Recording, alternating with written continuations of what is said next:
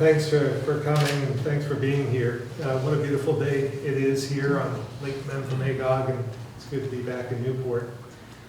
Today, we'll be talking about public safety, which was one of the 4 areas we focused on during the legislative session, in addition to housing, affordability, and education. Because to solve the challenges facing our state, it's going to take the progress in all those areas in order to succeed. So I put forward some ideas to move us closer to what Vermonters asked us to fix. This included public safety, because communities have seen the effects of a lack of accountability, crime, and repeat offenders across the state.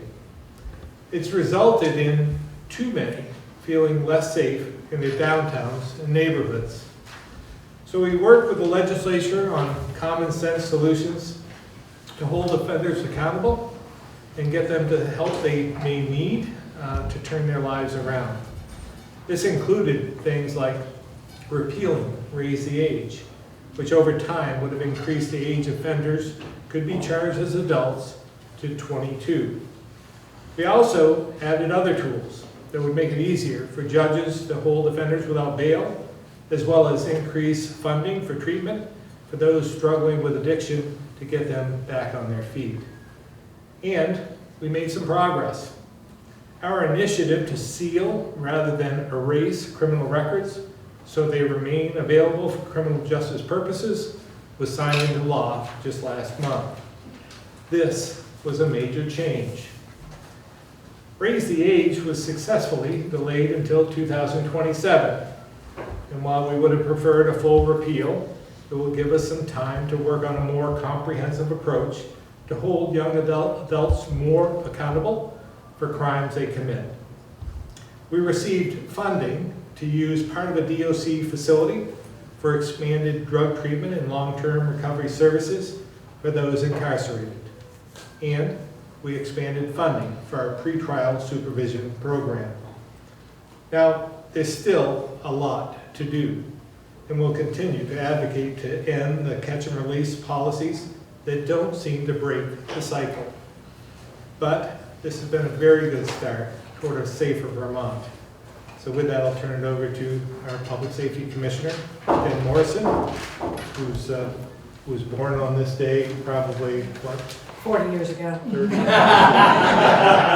Give or take. It's funny, I've had a 35-year career, but 40 years ago. That was your vibe.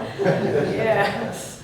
Thank you, Governor, and good afternoon, everyone. Thank you for all who made their way to Newport on a gorgeous summer day to join us as we talk about public safety. My comments today will focus on the importance of continuing the conversation around public safety. And it might sound like I actually knew what he was going to say. I promise that I didn't have a preview of his remarks, but you'll hear some themes that he and I share in pretty much any time we talk about public safety. One of my colleagues, one of our attorneys at Public Safety, has spoken extensively at press events and in the legislature about the details of the governor's omnibus public safety bill and the progress that was made in the last legislative session. For example, in H2, which was an act relating to increasing the minimum age for delinquency proceedings, or raise the age as the governor mentioned, we saw a 2-year delay in expanding juvenile justice jurisdiction, say that 3 times fast, to include 19-year-olds. While this delay is not what we advocated for, I just want to be clear that we believe raise the age is bad public policy and should be repealed. This delay was a step in the right direction to allow for more public discourse on this topic. My partners will speak about various other legislative and policy matters impacting public safety, some successes, some compromises, and some outstanding needs. There's still a lot to be done to address the concerns of residents, business owners, community leaders, and all who love Vermont. In the past few years, we've heard over and over again about the damage caused by a lack of accountability in our system. Businesses struggling with trespassers, shoplifters, and chaotic streetscapes outside their doors. Public spaces that are foreboding or dangerous due to violent crime and repeat, often defiant, offenders whose behavior makes it impossible to enjoy spaces that should be welcoming, vibrant places to make positive community connections. We hear that the pendulum has swung too far in favor of allowing individuals to do whatever they want with no apparent consequences, and that the common good has been forgotten. And we have heard individuals and communities plead for interventions that prioritize public health and safety. You've heard me say all of that before, so I won't continue to repeat myself other than to highlight that we must have tools and use the tools that exist to control violent, threatening, and illegal behaviors, regardless of their root cause. My message today is about keeping the conversation going, about what safe, healthy communities look like and how we get there. It is imperative that citizens speak up about their concerns. Talk to your elected officials, talk to your business leaders, talk to each other, talk to my team, talk to us. Every voice matters when we are making decisions about how to keep each other safe and allow our downtowns to flourish. Today's press conference is an important part of keeping that conversation going. I invite everyone who loves Vermont to join in as we continue to find common sense solutions rooted in compassion for all while balancing deep concern for the health and vitality of our communities. We look forward to being part of those conversations as the Department of Public Safety and all those we work with approach the next legislative season or session. My team will continue to work on the priorities in the Governor's 2025 Public Safety Omnibus Bill. And with that, I will turn things over to Mr. Tim Lueders-Dumont, Executive Director of the Sheriff's and State's Attorneys Association. Thank you. Thank you, Commissioner, and thank you, Governor, for having myself and State's Attorney Leva, who's our Orleans County State's Attorney right here in town and representing the Northeast Kingdom, which is an oft, forgotten part of the state, but not by this administration and certainly not by the Department of State's Attorneys and Sheriffs. And looking around the room, there's some real legislative leaders in this room. We appreciate your support in all of this. I'm going to speak the attorney in the room about some of the nerdy work we've done this session that's going to have common sense, positive impact. As the governor mentioned, this year, after years of advocacy, S12, which turned into Act 60, the ceiling bill, we've been working with the governor's team and the Department of Public Safety for years to ensure a path forward at our collective urging to balance the preservation of criminal history records with the ability for individuals to benefit from positive effects. It's important to reiterate that sealing criminal history records, which Act 60 expands, rather than deleting them or expunging them, offers significant benefits, not only to defendants, but to victims of crime, law enforcement agencies, researchers, attorneys, and the public at large. Act 60 makes Vermont more transparent and, in our view, a safer place to live. The balance inherent in Act 60 is vital to maintaining public safety while promoting rehabilitation and accountability. Under Act 60, utilizing an expanded sealing regime for criminal justice purposes, as the governor mentioned, the state may fulfill its essential mandatory constitutional and ethical responsibilities to provide defendants in other cases with exculpatory information, sometimes referred to as Brady-Giglio material, pertaining to credibility or impeachment of witnesses in other cases. When we delete records, we lose important interactions between the public and the government. Act 60 puts Vermont on a more level course and closer to par with the majority of other states. Vermont's now prior form of expungement was one of the most extreme forms of deletion of government records in the United States. The extreme approach harmed victims, defendants, and accountability and placed a huge drain on very limited law enforcement resources and our state's attorneys and sheriff's offices. We firmly believe that the compromise reached during this session with the legislature and the leaders in House and Senate Judiciary, along with the governor's team, in establishing a statewide policy for law enforcement access, use of sealed criminal history records for criminal justice purposes, along with court processes for disclosing the records outside of the criminal justice agencies, meets these combined concerns. We would have preferred to see all criminal histories move to a sealing regime. There's still some categories that we did not achieve success on, but the vast majority will now be sealed instead of deleted. I want to thank the governor and his team for their important advocacy. It would not have been possible without your work on this effort, so thank you very much, Governor. The second area, really getting into some important roadway safety. We all probably had to drive here today. H44 or Act 41, DUI, it really modernized some important gaps and loopholes in our DUI statute. I'll highlight a couple of those today. One really in keeping with accountability for our youth and our child populations that are driving. H2, as the governor mentioned, delayed raised the age, and that expanded window up to age 19 right now of individuals who may be brought into family court.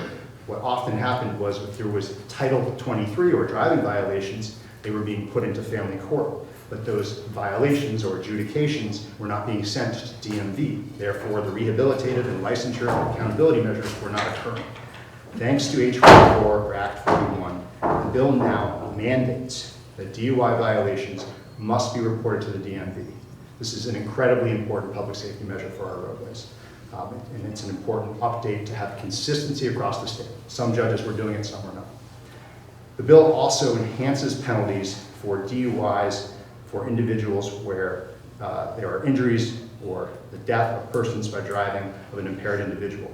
Previously, there was some confusion about whether or not you could pursue penalties when people were both seriously injured and killed.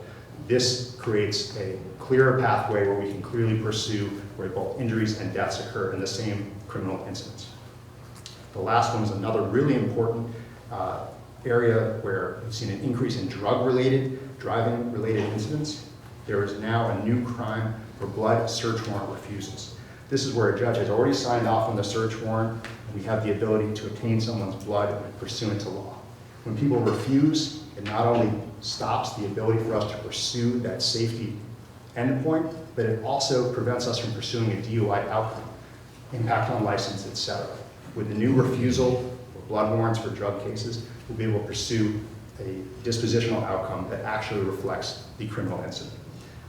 All this in context, the governor's DMV team and AOT team reported last year that 59 people died on Vermont's roadways in 2024. 32 drivers driving under the influence. 5 were alcohol only.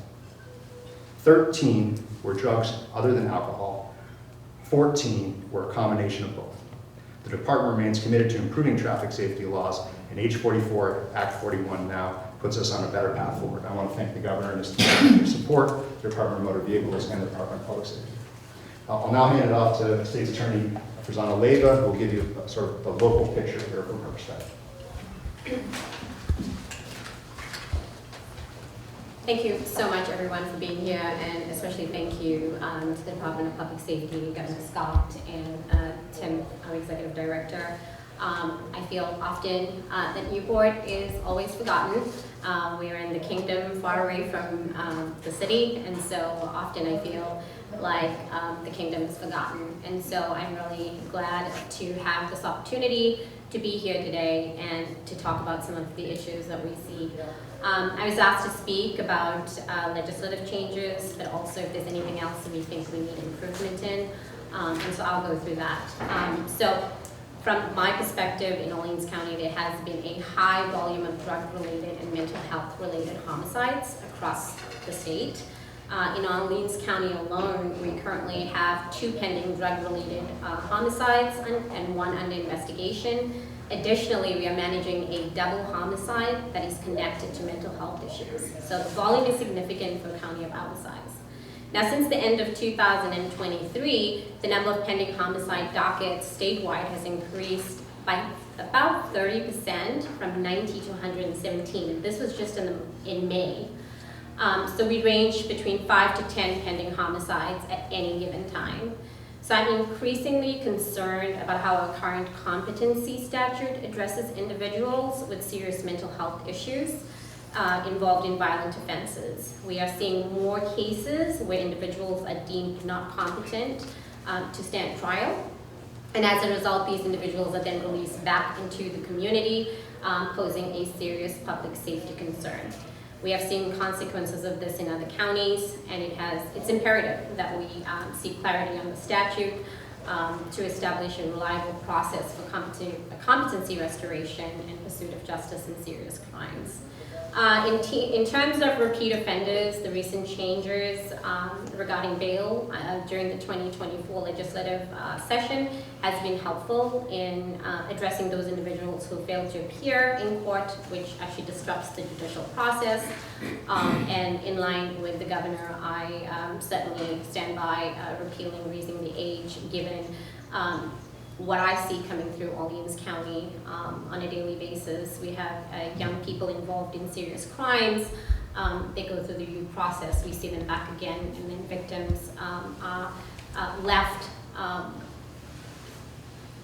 essentially with no reasoning why this occurred, or they don't feel like there was accountability. And then we see the offender again and again and again, and a lot of times, and I can tell you that.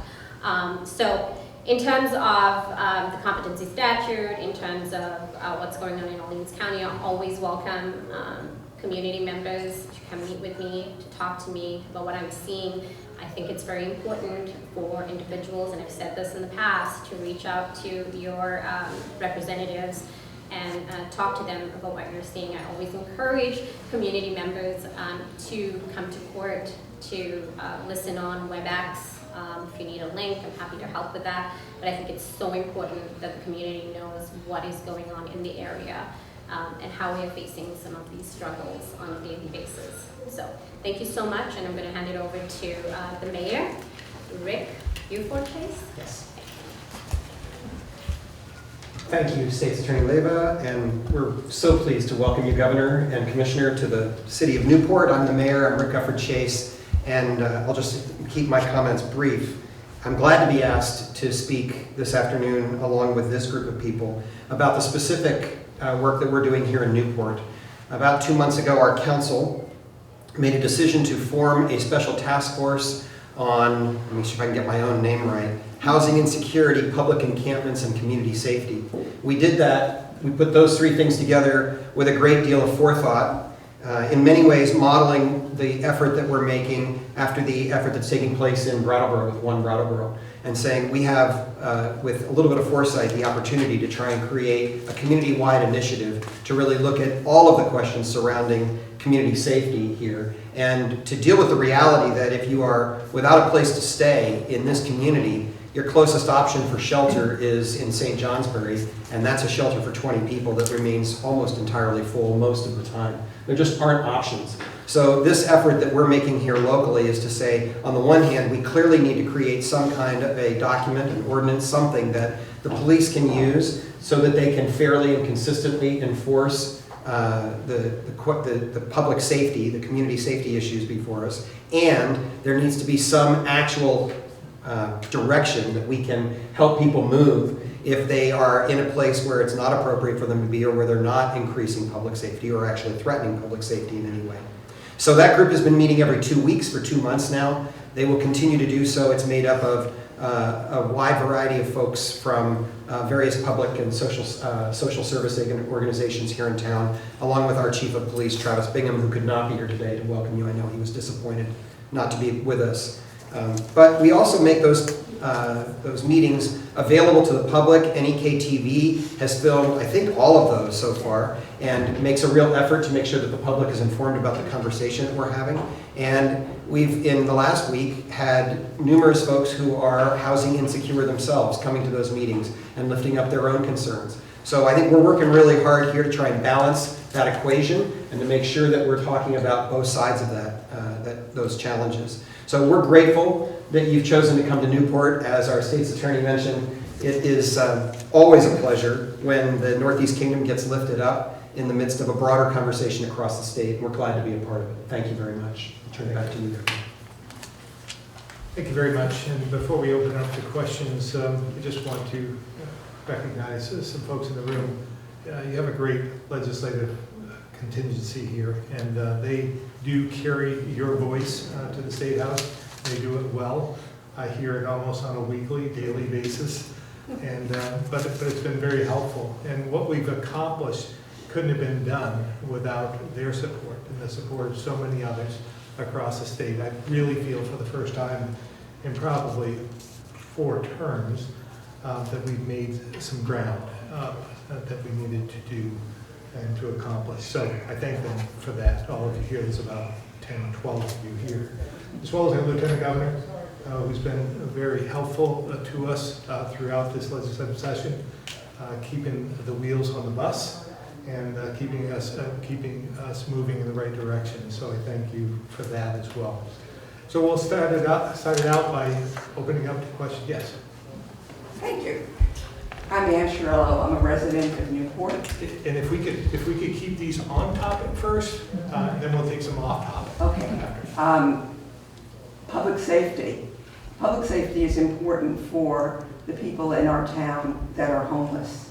And right now, instead of being able to put them in a building of any kind, we're giving out tents to people. And then our problem is, where can they put the tents? And usually they place them somewhere and they're moved on and then they're moved on.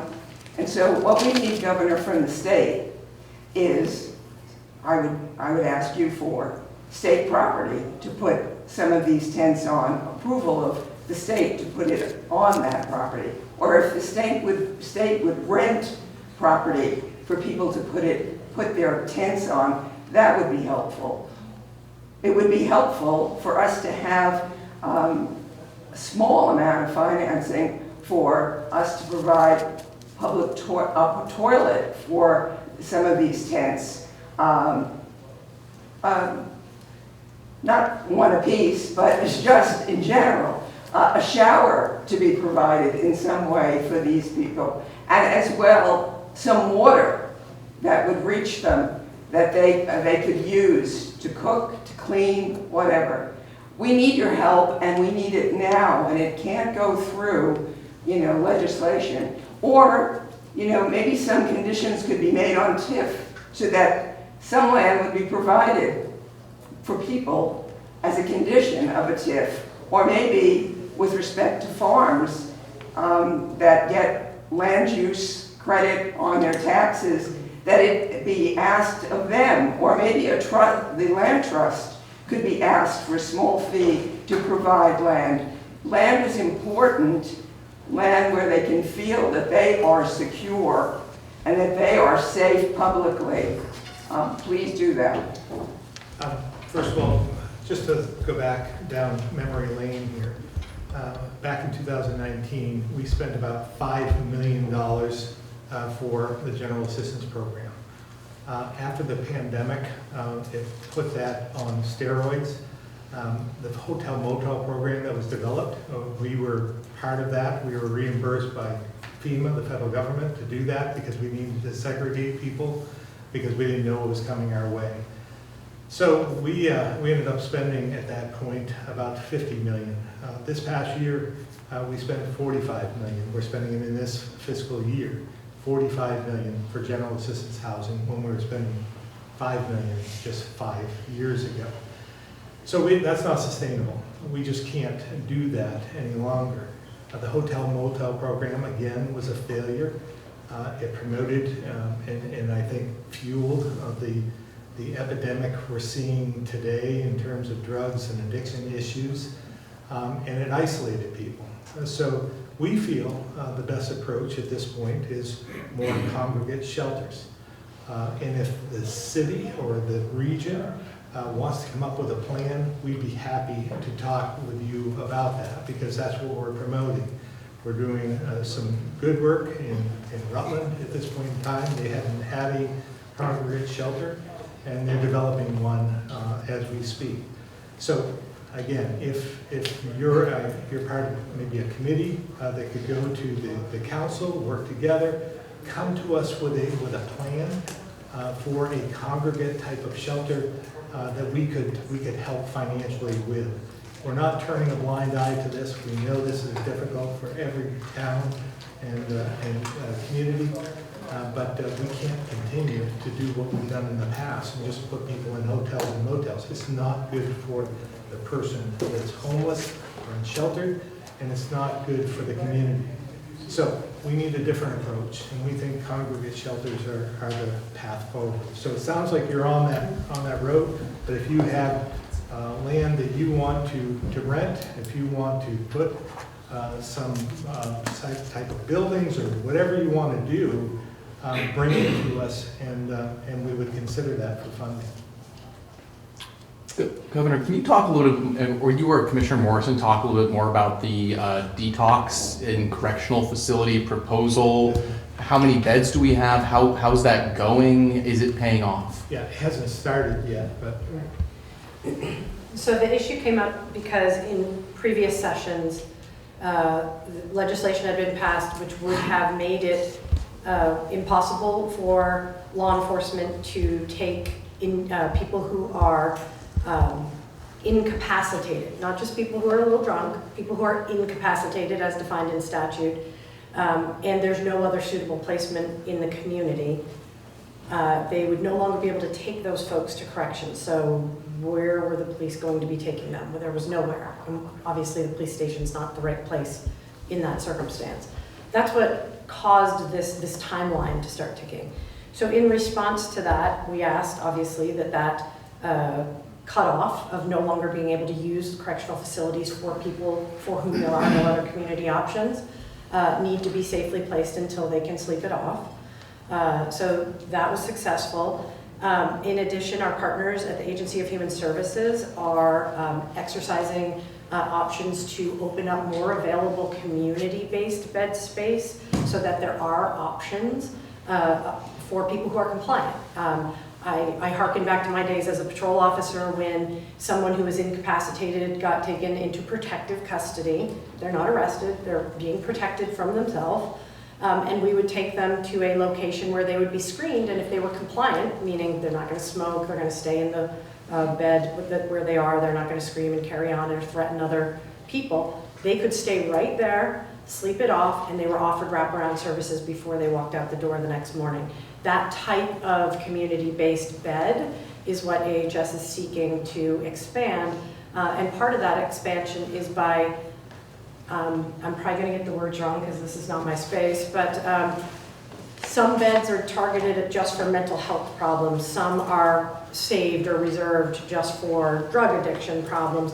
By making more ability to use available bed space for whatever the need is at the moment, as opposed to it having to be for a certain type of underlying problem. So there is a tremendous recognition that when people are unable to take care of themselves, that we have an obligation to keep them safe.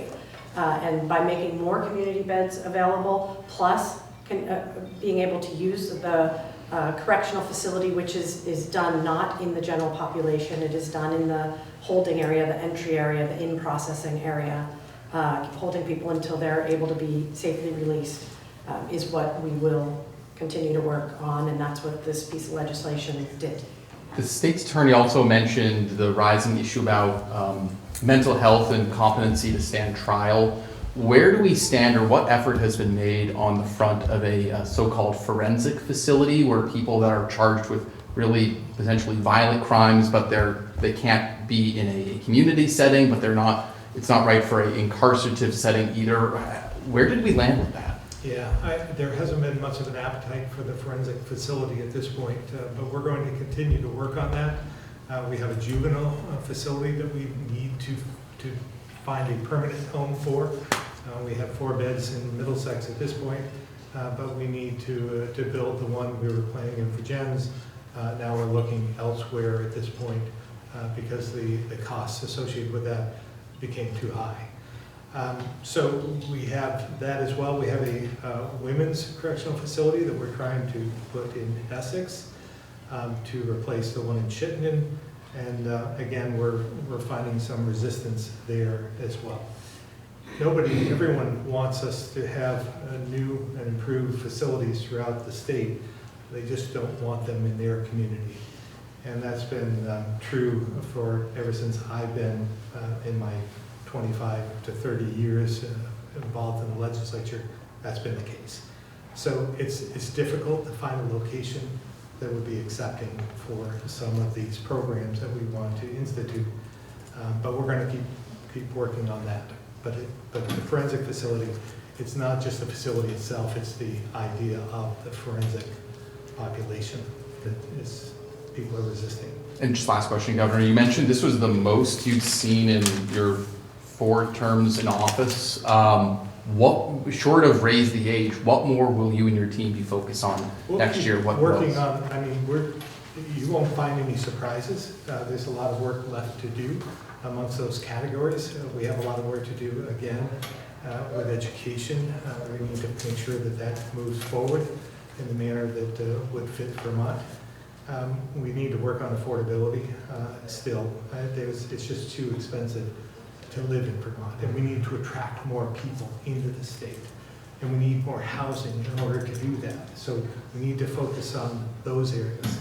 But healthcare will be another area that we'll continue, we'll be venturing more into. We've been working with the Green Mountain Care Board on that, and the hospitals throughout the state. So that'll be a topic of discussion in the next legislative session. Yes? I know that we're far out from the next session, but I did want to ask about the omnibus public safety bill. Specifically, do we know much about how this might potentially impact correctional facilities in Vermont? I know you said that it's been very difficult to add one, but they are already under extreme pressure. And do we know if this might increase that pressure in any way? I guess what's kind of the communication? I mean, in some respects, what I'm hoping, and I'll let others weigh in on this, but I'm hoping that it'll be a deterrent, because it certainly hasn't been, there has been no deterrent. That's why we have the repeat offenders. They continue the catch and release program is well known. They get arrested, and then they're released. And so it keeps going. If we, I think, put a line in the sand and say no more, I believe that will be a deterrent for many to at least get to a point where we can help them with whatever issues they're facing, so that they can get back on a straight and narrow road. Anything you want to add? Or? Governor, if I may, I think one of the pressure points we've seen is the major influx of drug-related homicides and violent crime in the state of Vermont. Commissioner Morrison's team and our team are in daily interaction with this. 120 pending homicides in the state of Vermont, charged in our courthouses, along with 24,000 other pending criminal matters. How you shove 24,000 pending cases through 14 buildings in 14 counties, if someone can figure that out, that's what we're working on. Because you have to prioritize the violent crime, you have to prioritize homicides. Meanwhile, repeat offenders, retail theft in our downtowns will not get prioritized for trial time until we get through the 120 pending homicides. And I don't fault our judges or anyone else for prioritizing the homicides, but it doesn't offer the expediency of the deterrent effect that we need to cut back on the repeat offenders. And even when we've done some real good improvements on the bail law, for example, if someone has another pending case, the $200 limit for prior expungable misdemeanors fell away thanks to the work of the team that the governor and our department put together. So that tension in our facilities is a reflection, increase in violent crime, court backlog, and a lack of deterrent for the repeat offense population, from my perspective. No, what he said. Yeah. I'll add one thing, Governor, which is that the governor raises a really good point about deterrence, and that could result in a bolus of people incarcerated. You don't incarcerate people very long in Vermont, I know that's not a news flash, but it could result in a bolus of incarcerations, but the deterrent effect and really undoing the reputation of Vermont as soft on crime, particularly soft on young adults who come from out of state, slinging dope and carrying guns and getting into gunfights in our downtowns.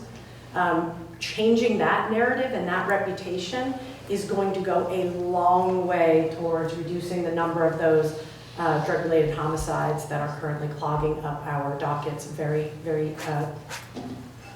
much slowing down the works inside the courthouses. I just have one point to add, and just seeing it from my perspective in our courts, is that we have repeat offenders who are then released back into the community and they continue to come back. And sometimes they've gone on arrest warrant status for a long time, and as a result, their case just sits there for years. And so even just because they're a flight risk and they fail to appear, The incarceration would also lead to a speedy resolution of their cases. So where they have 20 dockets, then they'll come to the table because you actually have them sitting down with their defense attorney and saying, okay, like, let's resolve this case. And usually, depending on what their history is, whether it's drug abuse or mental health, we would do something to give them the tools so that they can succeed in the future and succeed on their probation, or depending on how serious the crime is, what we are offering. So I think it's important also to get them to come to court in order to proceed with their cases. And so some of the backlog and arrest warrants that we do have are repeat offenders who just are not coming to court, not coming to pretrial, not coming to jury draw to resolve their cases or take it to trial. So I think that just the bail would certainly help with that too. Any other on topic with that? For the chip question, I think it's like 10 years or so since the hole in downtown Newport was formed or not formed. I understand, and I've heard that. yeah, there's an effort, I think, to maybe set up a TIF district to try to fill it in or get some development. Maybe you or the mayor or any one of our elected representatives could talk about it. Again, we've been in contact with the community for a number of years over the hole in Newport, and we've tried to find some solutions, working with others to try and get a purchase of that property. I think we're getting maybe closer to resolution on that, because I think the administrator for the court is finalized almost everything with the Burke sale. So I think that that could come sooner rather than later, but maybe you have some updates. Thank you, Governor. Yeah. First thing I want to say is that we've had a high level of cooperation from the state over the last 4 months. We've met with the governor. The governor has made it really clear to the commissioners that we've got access almost to anybody we want. We just pick up the phone and make a phone call. We've met now 3 times with Wanda Manoli, the commissioner for BGS, with the state, Building and General Services. The conversation that we're having goes way beyond the pit. Right? The reality is that while that is the obvious thing in Newport that needs to be resolved, it's actually one piece of a complicated puzzle that's going to be involved in trying to bring our downtown back to life again.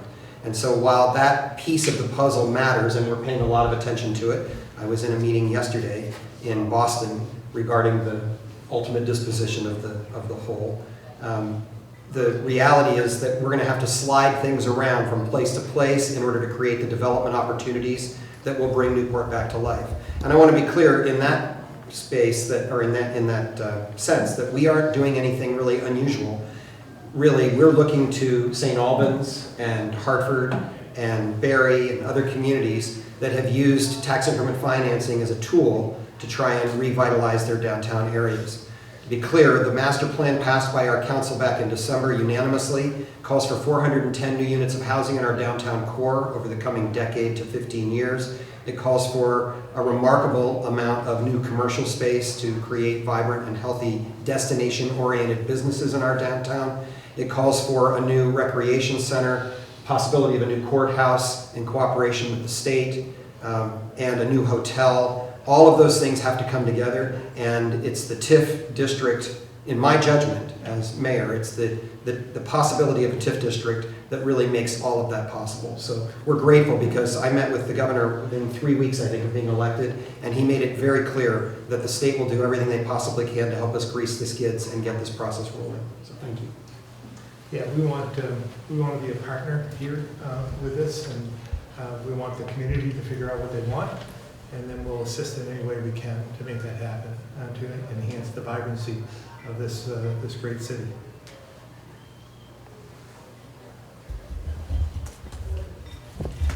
Anything else? Taking an off-topic question?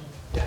Okay. I did want to ask because we recently learned about, now this might be more of a question for Zoe Saunders, but specifically the student loan repayment, the specific IRB repayment system that's been frozen. Do you know anything about this? I or- don't. Okay. But I'd be happy to put Secretary Saunders in touch with you. Okay. All right. With that, Governor, also, sorry, last question. Today, I think was, no more. if I was reading the executive order correctly, I think tomorrow is the deadline that individual states have to report or disclose personal information of SNAP recipients to the federal government. I think this is in part aimed at, under the new federal bill, trying to understand who's employed and sort of get a better profile of the recipient. I mean, does Vermont plan on adhering to this executive order? You know, I don't know where we stand on that. I know we're still trying to untangle and figure out what's in the big bill that was just passed Congress and what effects that will have on Vermont. We're getting closer to understanding some of the challenges and opportunities as well. There's both. And we'll work that out and report back soon. But in terms of if there's a deadline, I'm sure we're trying to meet the deadline, but I don't have any information on that. But I could get our Secretary of Human Services to contact you on that. Thanks. All right, thank you all very much. Appreciate it.